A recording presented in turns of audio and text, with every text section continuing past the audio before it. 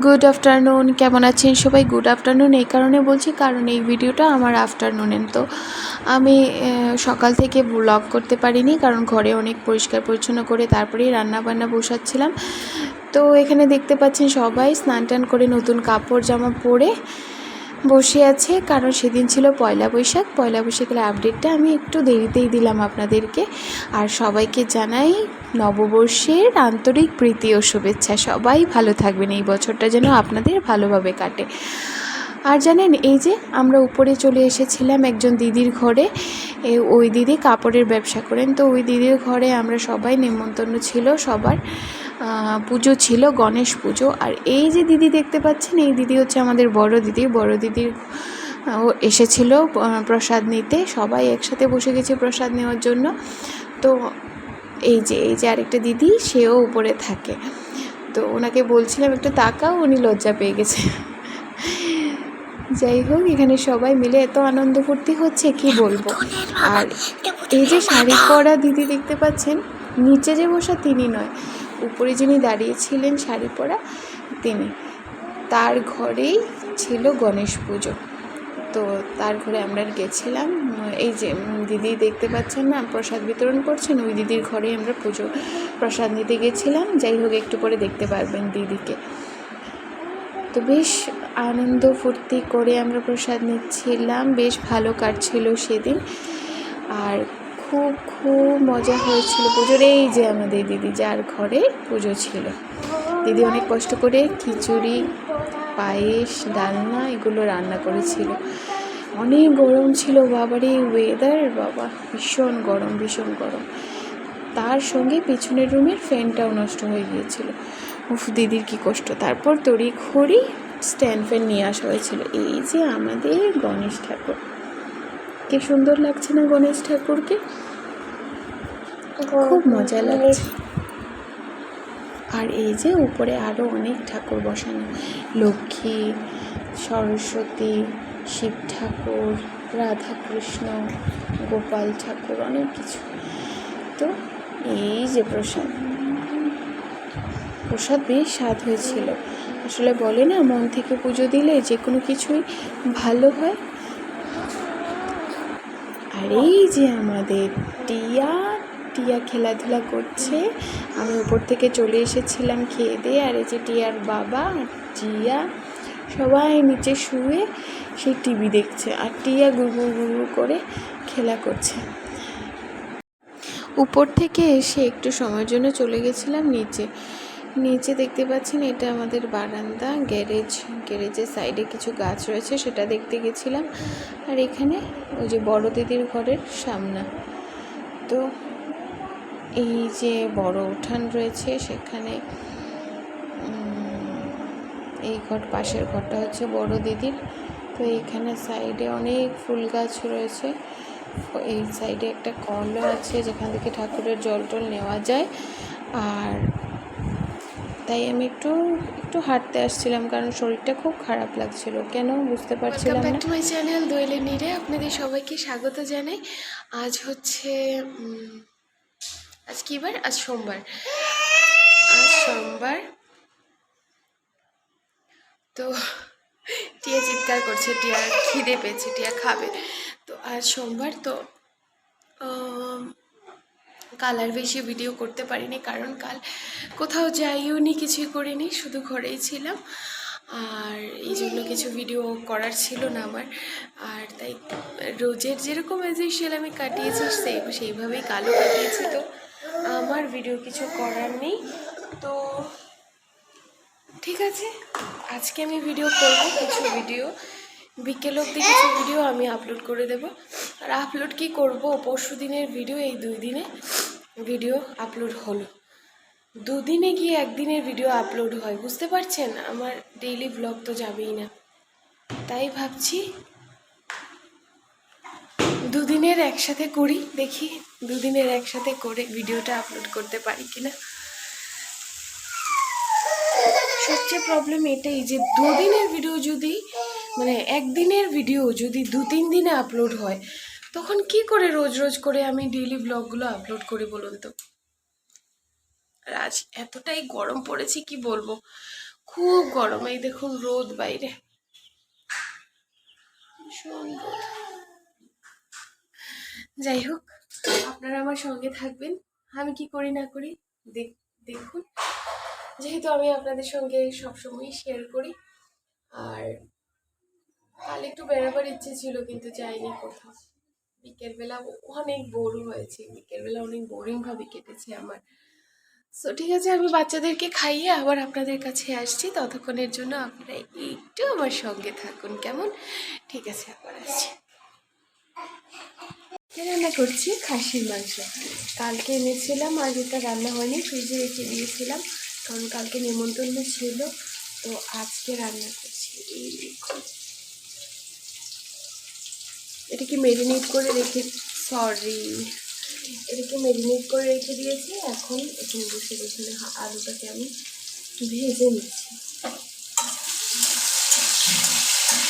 আলুটাকে ভাজবার পর তারপর এতে একটু মশলা দিয়ে, একটু পেঁয়াজ, রসুন, আদা বাটা দিয়ে, টমেটো দিয়ে কষিয়ে তারপরে এই মাংসটা ভেজে দেবো। ঠিক আছে, আমি কষিয়ে নিই, তারপরে আমি দেখাচ্ছি আপনাদেরকে আবার।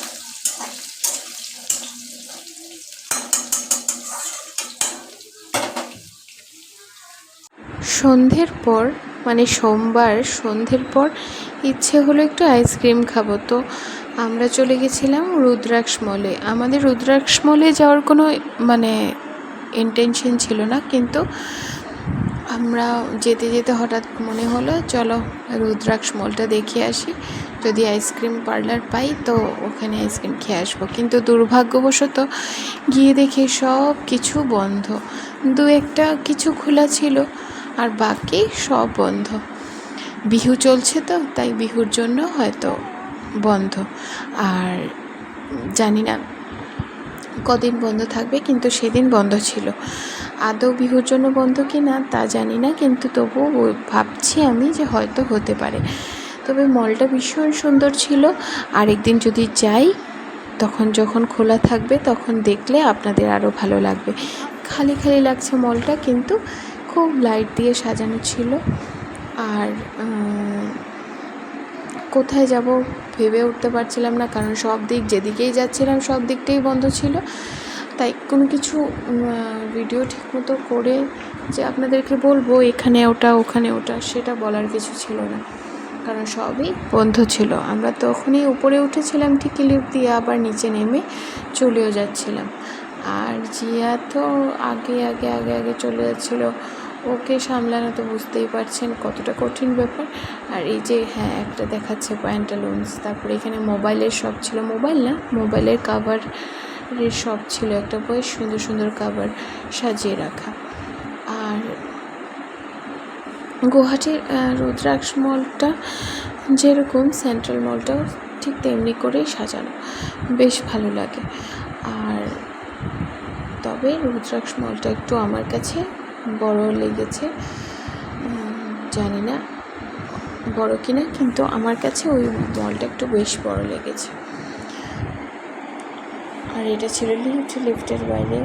আমি তো লিফটে যাই, কিন্তু সিঁড়ি দিয়ে যাচ্ছিলাম, লিফটটা যেহেতু বন্ধ ছিল সব কিছু লিফট চলছিল না, আর সিঁড়ি দিয়ে যাচ্ছিলাম। আমি এসকেলেটর সিঁড়ি চড়তে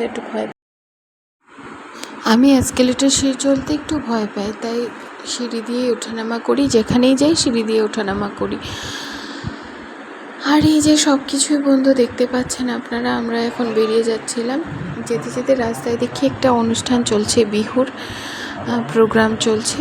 তো যেহেতু এখন রঙালী বিহু চলছে, তো রঙালী বিহুর বেশ বড় করে ওখানে অনুষ্ঠানগুলো হয়, যেখানে গান নাচ সব কিছুই হয়ে থাকে। তাদের ট্র্যাডিশনাল ডান্স,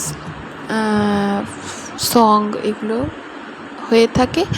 খুব ভালো লাগে, যখন আপনারা যাবেন দেখবেন শুনতে পাবেন তখন আপনারা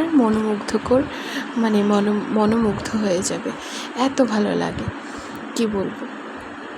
আর আমি গেছিলাম জিয়াটিকে, যেহেতু রুদ্রাক্ষ মল থেকে আসার সময় রাস্তায় পেয়েছিলাম, তো আমরা নেমে একটু সময় কাটিয়ে তারপরে বাড়ি গেছিলাম। এখানে গিয়ে দেখি এখানে একটা সুন্দর গান চলছে, গানের পর এখানে ছোট ছোট দোকানও বসেছিল খাবার দাবারের, আর সঙ্গে অনেক লোকজন ছিল যারা কেউ কেউ নাচছিল গানের আওয়াজে। আবার একটা স্টেজে একটা পারফরমেন্স হচ্ছিল, নাচের পারফরমেন্স।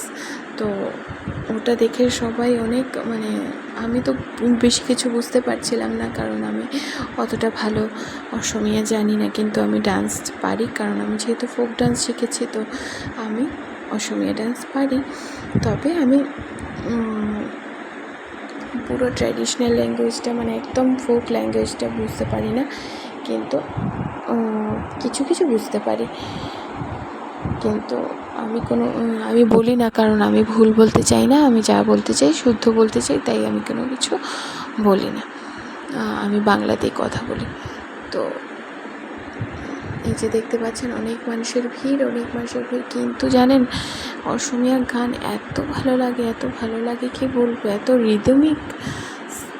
রিদমিক সাউন্ড, আর অত বাদ্যযন্ত্র ওরা বাজায়, তো ওগুলো দেখতেও বেশ ভালো লাগে। আর ডান্স তো বলেই লাভ নেই, অসাধারণ লাগে। আর এই যে সবাই দাঁড়িয়েছে অনুষ্ঠানটা দেখবে বলে, আর মঞ্চে অনেক মেয়েরা এখন আরেকটা নৃত্য করবে, আরেকটা ডান্স করবে, তো ওটা দেখার জন্য, ওটা স্টার্ট হয়নি, এখন স্টার্ট হবে, তো আপনারা দেখতেই পাবেন। কিন্তু আমি সাউন্ড দেবো কি না তো ভাবতে পারছি না, যদি কপিরাইট আসে, তাই আমি সাউন্ড দিতে পারছি না। এই যে দেখুন সবাই তৈরি হচ্ছে নাচের জন্য।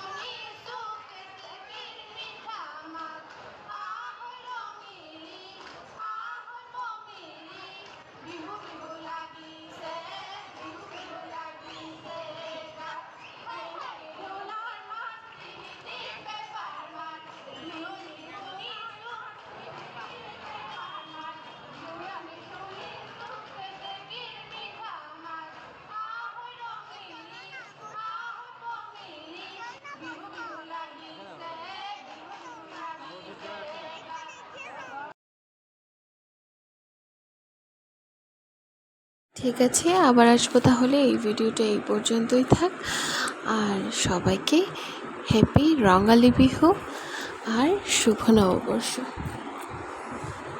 Good night, tata, bye bye.